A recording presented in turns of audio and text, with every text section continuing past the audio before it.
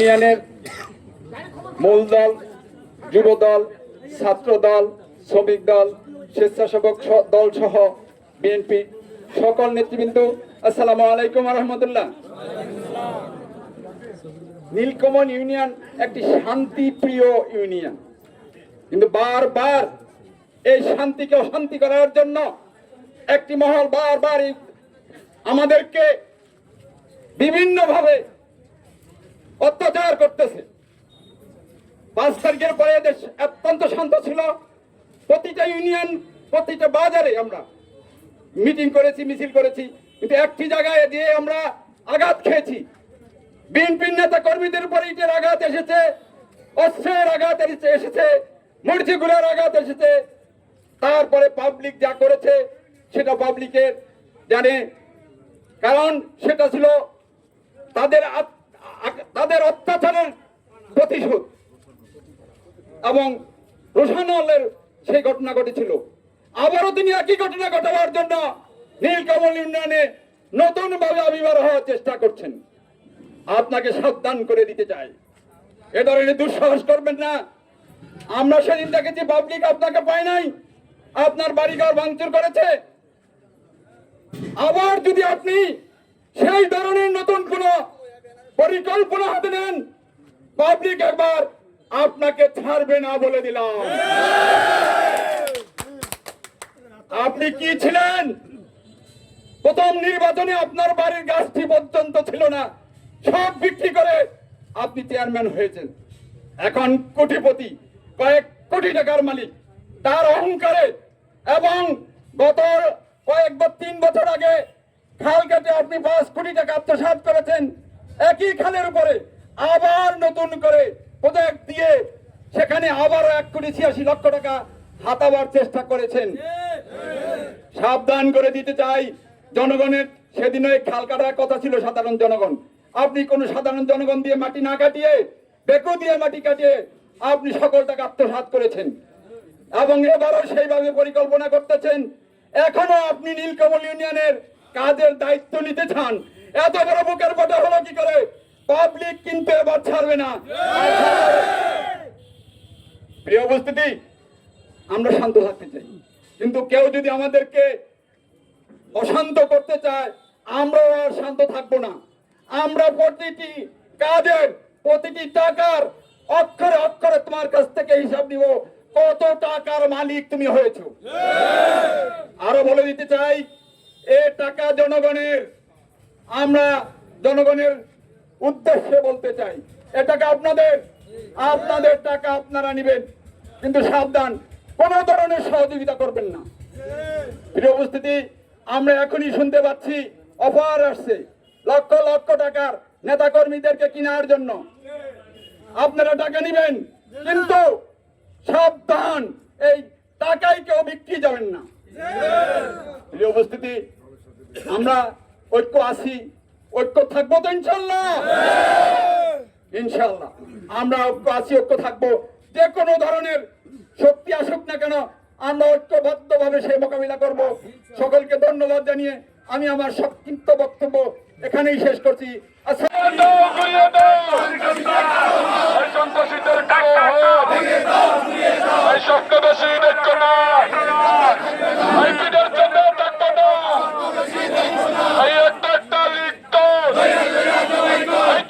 প্রিয় উপস্থিতি, আজকে আমরা এখানে দাঁড়িয়েছি একটি প্রতিবাদ কণ্ঠ নিয়ে।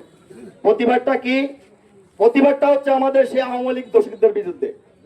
যে আওয়ামী লীগ দোষেররা, যে আওয়ামী লীগ আমাদেরকে গত 17টা বছর আমাদেরকে বাড়িতে থাকতে দেয় নাই, আমাদেরকে ঘরে থাকতে দেয় নাই, বাজারে ব্যবসা বাণিজ্য করতে দেয় নাই, সেই আওয়ামী লীগ আবারও আমাদের নেতা নয়ন সাহেবের যেই মানে আস্থা নিয়ে নেতা যে কথাটা বলেছিলেন যে আমার কাছে সবাই নিরাপদ, সেই নিরাপদের আশা নিয়ে এই আওয়ামী লীগ, এই স্বৈরাচারীরা আবারও মাথা চালা দিয়ে আমাদেরকে বিভিন্ন ভাবে হয়রানি করিতেছেন।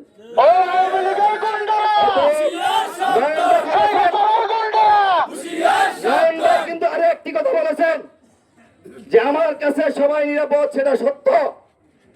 তবে আমার কাছে যারা অপরাধ করেছেন, যারা অন্যায় করেছেন, তারা আমার কাছে নিরাপদ না। যারা সাধারণ পাবলিক আছেন তারা আমার কাছে নিরাপদ।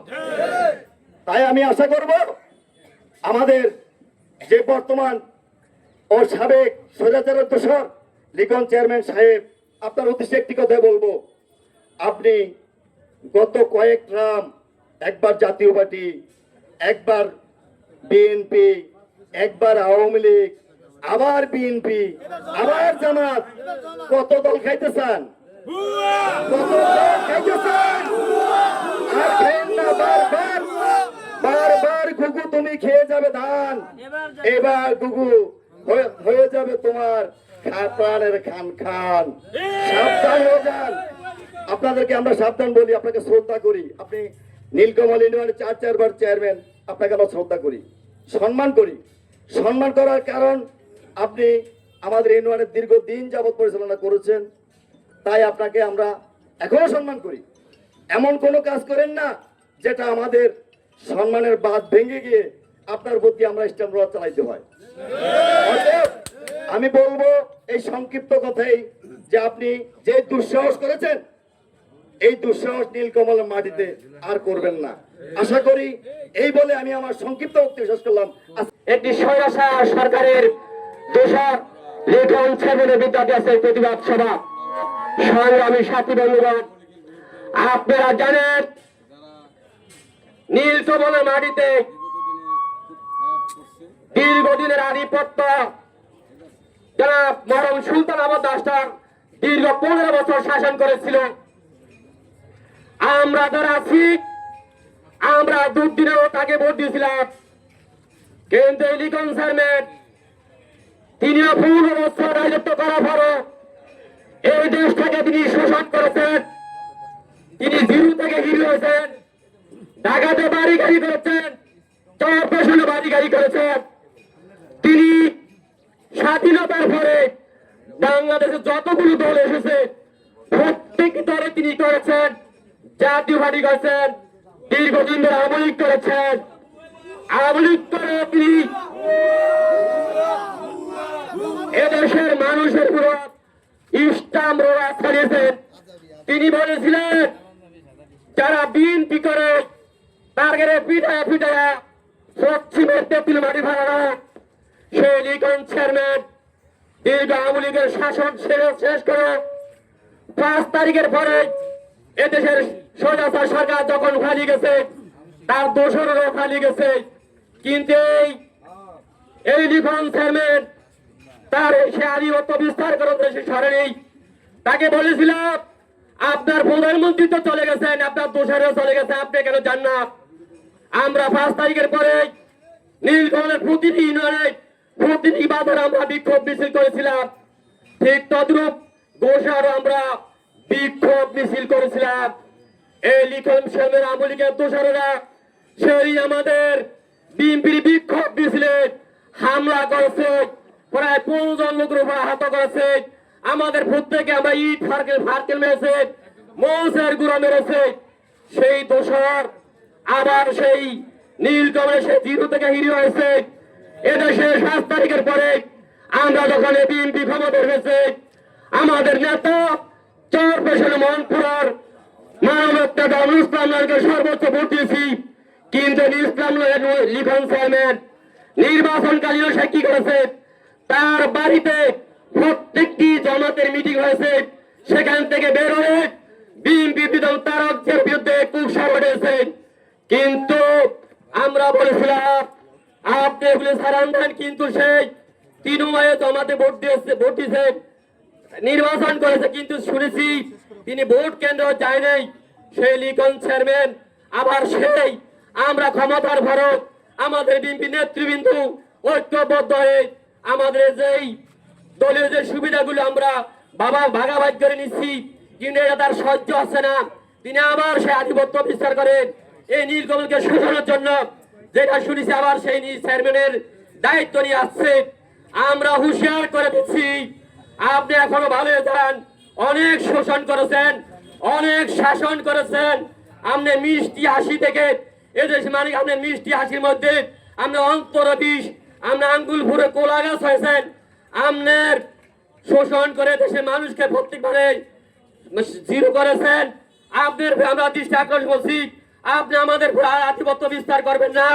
দয়া করে আপনি এদেশের থেকে ছেড়ে দেন। আপনি আমাদের সকলে অনুরোধ, ইতিপূর্বে নীলকমলের আরেকজন চেয়ারম্যান ছিল, আমরা তাকে সাধুবাদ জানাই। তিনি ঢাকাতে দিয়ে তার দোষতুলিত জনসিং থেকে সিলা জমাতে চলে গেছেন। আমরা লিটন স্যারের বলে দিচ্ছি, আগামী দিন থেকে আপনার জীবন সিল্লা নাইলে 3 সিলা চলে যান। আপনি নীলকমল মাটিতে আর না দেখি, আপনি যদি নীলকমল মাটিতে আবার দেখান, পাবলিক আমরা আপনারা ধরে দস্তক করে দিবে। আপনি পাবলিকের দোষারোপ করতে পারবেন না। এই বলে আমি আমার বক্তব্য শেষ করছি। আল্লাহ হাফেজ। এই নয়ন বয়ের মাটি। এখানে উপস্থিত আছেন নীলকমল সিনিয়রের মূল দল, যুবদল, ছাত্রদল ও স্বেচ্ছাসেবক দল, সকল অঙ্গ সংগঠন, সবাইকে আসসালামু আলাইকুম। আমি বেশি বক্তব্য দীর্ঘায়িত করব না। আমি আপনাদেরকে প্রমাণ সহ দুটো কথা বলতে চাই। আপনারা সবাইকে জানেন আমার একটি দোতলা ভবন ভেঙে ফেলেছে।